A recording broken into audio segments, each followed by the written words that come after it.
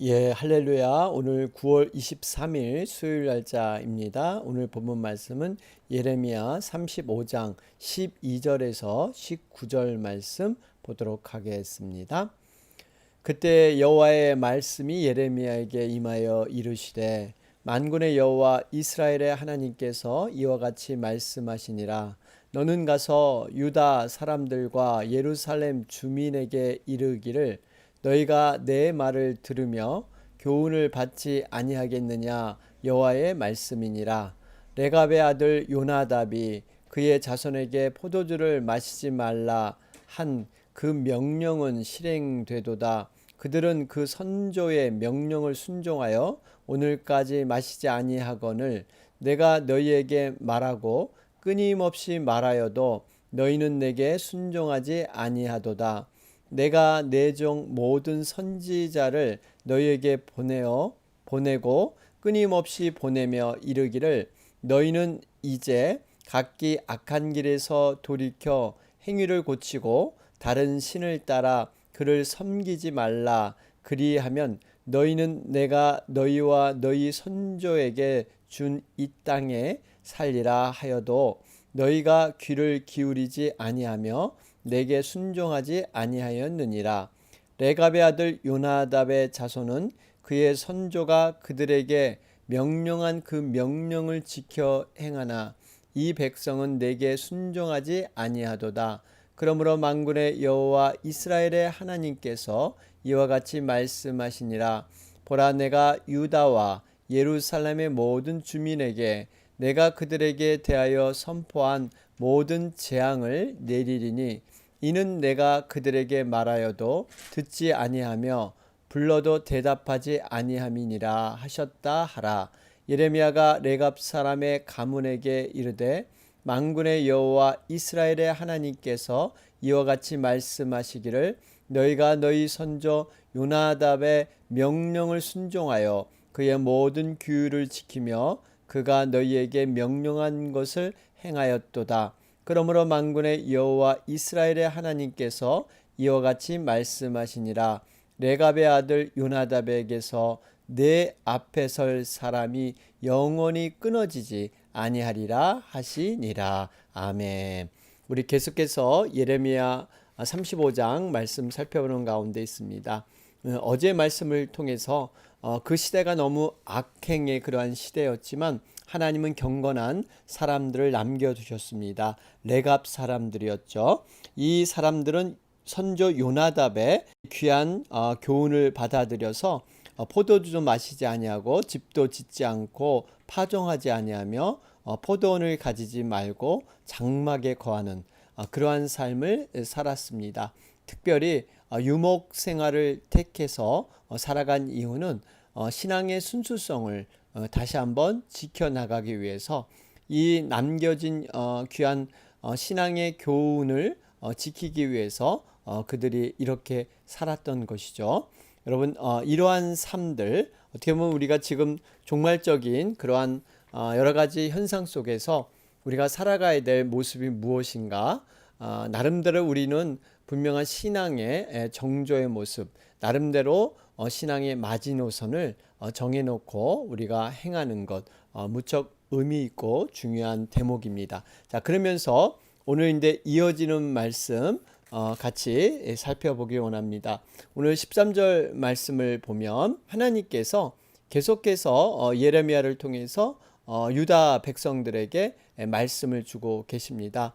너희가 내 말을 들으며 교훈을 받지 아니하겠느냐. 여호와의 말씀이니라. 그런데요, 하나님께서 이렇게 계속해서 예레미야에게 말씀을 통해서 그들에게 가르쳐 주셨는데 얼마나 하나님의 열심으로 이렇게 가르쳐 주셨냐면요, 14절의 말씀을 보니까 내가 너희에게 말하고 끊임없이 말하여도 너희는 내게 순종하지 아니하도다. 그렇죠?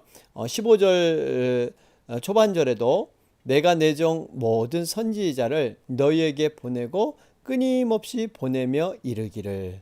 이 끊임없이 이런 말이 반복되고 있습니다. 여러분, 하나님께서는 순종치 않은 이스라엘 백성들 쉽게 정말 포기하지 않으시고 끊임없이 말씀을 주신 줄로 믿습니다. 여러분, 하나님의 그 열심의 모습 안타까워하면서 어찌하든지 이스라엘 백성들을 온전한 길로 인도하기 위해서 애쓰는 목자의 그 심정을 우리는 발견하게 됩니다. 정말 이런 하나님의 마음에도 불구하고 이스라엘 백성들의 반응은 냉담했죠.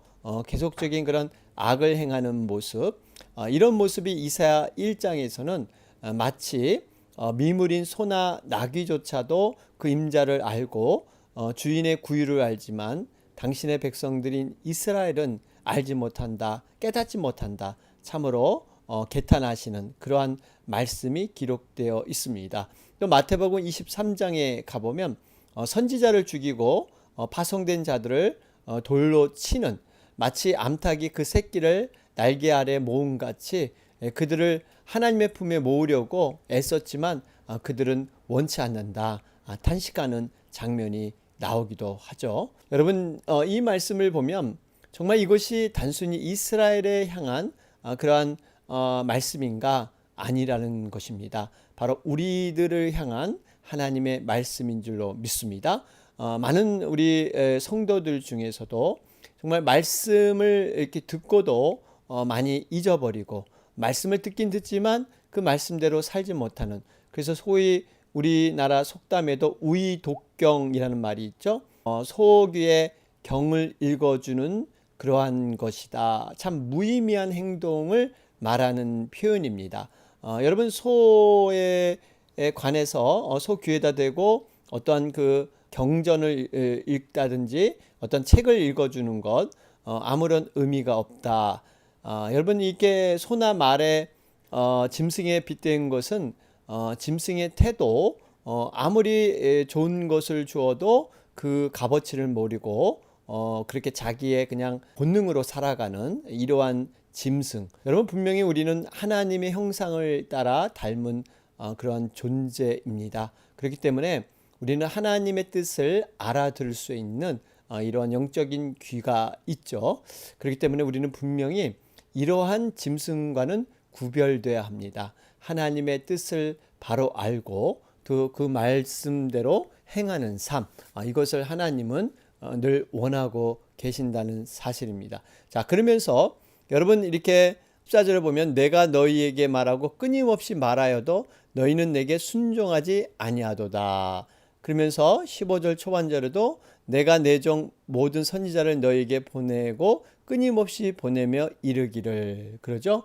여러분, 지금 대조적으로 지금 이렇게 비교되고 대조적으로 이렇게 기록이 되었죠. 이렇게 끊임없이 보내고 끊임없이 이렇게 말했지만 순종하지 아니했다. 여러분, 하나님과 이 이스라엘 백성들 간에 정말 이 대조적인 모습, 이것을 볼 수가 있습니다. 앞에도 잠깐 설명했지만 하나님께서는 택한 백성들을 포기하지 않고 끝까지 사랑으로 그들에게 보살피기 원하시죠. 마치 부모가 자녀를 사랑하듯, 사실 부모의 심정은 자녀가 어떠함 때문에 자녀를 사랑하는 것 아닙니다. 내가 낳은 자녀이기 때문에 그 어떠함에도 불구하고 그 사랑을 포기하지 않죠. 여러분, 이 사람들, 인간들의 사랑 가운데 부모의 사랑이 최고로 여기지 않습니까? 그런데 하나님의 사랑은 어떻습니까? 부모의 사랑을 능가합니다. 시편 27편 10절에 보면 내 부모는 나를 버렸으나 여호와는 나를 영접하시리다. 그리고 이사야 49장 15절 말씀이죠. 여인이 어찌 그 젖먹는 자식을 잊겠으며 자기 태에서 난 아들을 궁일이 여기지 않겠느냐. 그들은 혹시 잊을지라도 나는 너를 잊지 아니할 것이라. 여러분, 이 아이를 낳은 여인, 정말 이 아이에 대한 사랑이 크죠. 그런데 이러한 부모조차도 자녀의 사랑을 잊을 수가 있지만 하나님께서는 한시도 잊지 아니하신다. 여러분, 부모의 사랑보다 더 깊은 그러한 섬세한 사랑이 바로 하나님의 사랑인 줄로 믿습니다. 그러면서 이제 16절에 본격적으로 그런 말씀을 주고 계시죠. 이 레갑 아들 바로 요나답의 자손과 이스라엘 백성들의 모습을 대조적으로 기록해 놓고 있습니다. 16절 말씀 보실까요? 레갑의 아들 요나답의 자손은 그의 선조가 그들에게 명령한 그 명령을 지켜 행하나 이 백성은 내게 순종하지 아니하도다. 그러죠? 여러분, 레갑 사람들, 이스라엘 백성들 직접적으로 대조하고 있습니다. 이 레갑 사람들은 선조의 명령을 정말 목숨같이 지키며 작은 것 하나도 놓치지 않으려고 순종하는 사람, 반면에 이스라엘 백성들은요 완전히 불순종하는 그러한 모습으로 기록되어 있습니다.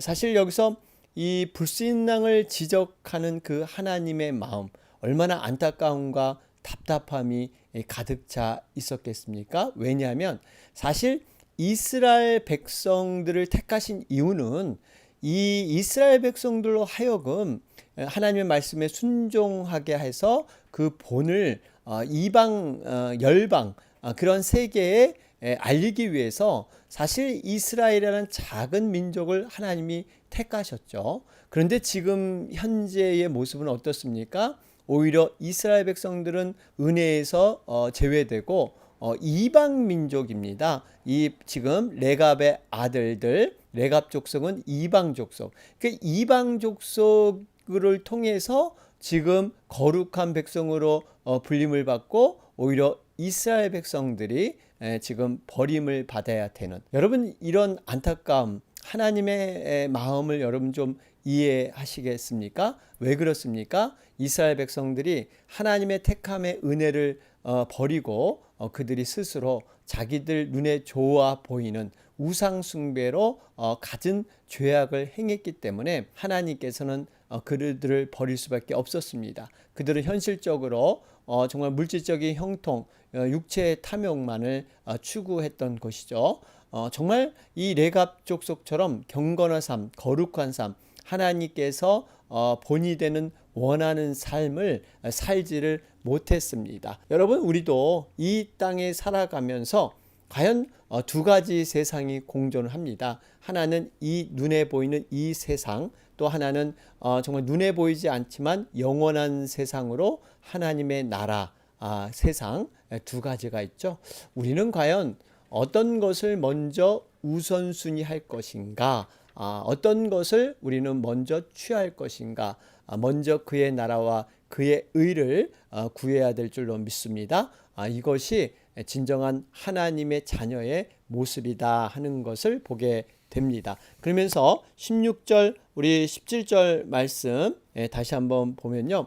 여러분 앞서서 14절, 15절 말씀을 통해서 이스라엘 사람들 전체와 선조 요나답의 교훈을 따라 살아가는 레갑 사람들을 비교해서 이스라엘 자손들의 불순종을 질책을 했죠. 그러면서 여러분 16절, 17절도 그렇고 14절, 15절도 그렇고요. 정말 이렇게 대조적인 그림들이 지금 끊임없이 보여주고 있습니다.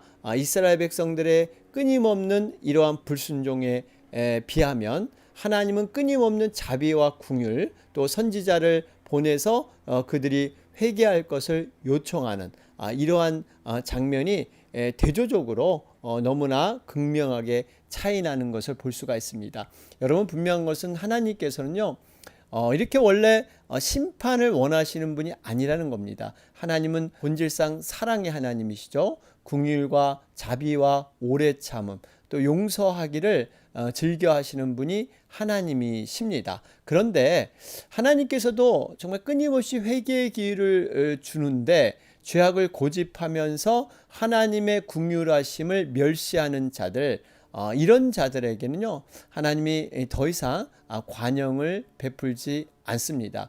심판이 분명히 예비되어 있죠. 회개할 수 있도록 그 끊임없는 사인을 주었는데 여기에 응하지 않을 때 스스로 심판의 길로 자처하게 됩니다. 여러분, 이러한 비유가 마태복음 21장의 포도원 비유이지 않습니까? 하나님의 자비와 긍휼을 멸시하는 자들에 대한 처분, 어떻게 할 것인가? 한 주인이 포도원을 세웠습니다. 그곳에 농부들에게 맡기고 소출을 얻을 때가 되자 열매를 받고자 자기의 종들을 보내게 되죠. 농부들은 빈손으로 보낼 뿐만 아니라 심지어는 이 농부들은요 보낸 종들을 돌로 쳐 죽이는 이러한 악행을 저지르기도 합니다. 그래서 마지막에 이 주인이 바로 자신의 아들을 보내게 되죠. 이 아들을 존경을 표해야 되는데 오히려 아들마저 잡아 죽이는, 그리고 그들이 더 포도원을 차지하자 이런 욕심으로 아들을 직접 죽이게 됩니다. 이럴 때 정말 주인이 이것을 가만두지 아니하고 이제는 심판할 수밖에 없는 이러한 지경에 이르게 되는 것입니다. 여러분, 우리가 한 가지 기억해야 할 것은 하나님은 분명히 자비로우시고 은혜로우신 하나님이시지만 하나님께서 원하시는 회개의 삶을 살지 않을 때 결코 이 심판을 면할 수 없다 하는 것, 정말 이 기회를 끝까지 정말 자신의 죄악된 고집으로 일관하게 되면 결국 그 끝에는 결국 심판이다 하는 것을 보게 됩니다. 자, 그러면서 이제 18절 우리 19절 말씀을 보실까요? 여기 보니까 예레미야가 레갑 사람이 가문에게 이르되 만군의 여호와 이스라엘의 하나님께서 이와 같이 말씀하시기를 너희가 너희 선조 요나답의 명령을 순종하여 그의 모든 규율을 지키며 그가 너희에게 명령한 것을 행하였도다. 그러죠? 여러분, 아름다운 그 신앙의 유산을 그대로 레갑 사람들이 지켜 나갔습니다. 19절에 여러분 이러한 복을 허락하여 주시죠. 그러므로 만군의 여호와 이스라엘의 하나님께서 이와 같이 말씀하시니라 레갑의 아들 요나답에게서 내 앞에 설 사람이 영원히 끊어지지 아니하리라. 여러분, 영원히 끊어지지 아니하리라. 이 레갑의 사람들이요 정말 영원히 끊어지지 아니하는 이러한 복을 얻게 될 줄로 믿습니다. 이것이 정말 기업에 끊어지지 아니하고 하나님의 축복된 사람들로 계속해서 연결되는 이러한 하나님의 은혜를 끝까지 누리게 되는 것입니다. 여러분, 이렇게 이 레갑 족속이 이러한 하나님의 복을 얻게 된 이유가 무엇입니까? 우리가 앞에서도 살펴봤지만 예레미야가 하나님의 정말 명령을 받고 그들에게 포도주를 이렇게 먹이려고 아주 강하게 5절에서 호통치면서 그들에게 먹으라 그랬을 때 그들은 분명한 신앙의 신조가 있었습니다. 그 분명한 기준이 있었어요. 하나님께서 분명히 선하고 의로우신 분으로 이런 일을 원하지 아니한다. 여러분, 분명한 자기의 믿음의 확신, 믿음의 기준, 그것이 결국 시험을 넘어가게 했던 것이죠. 여러분, 우리가 이 원리를 좀 깊이 깨달아야 합니다. 우리가 이 땅에 살아갈 때 나름대로의 그 믿음의 기준이 분명해야 합니다. 이것도 좋고 저것도 좋고 그 상황에 봐서 어떤 상황 윤리에 따라서 그때그때 그게 아니라 정말 우리 스스로 신앙의 마지노선이랄까요? 내가 이것만큼은 절대 포기하지 않는다. 하나님에 대한 믿음.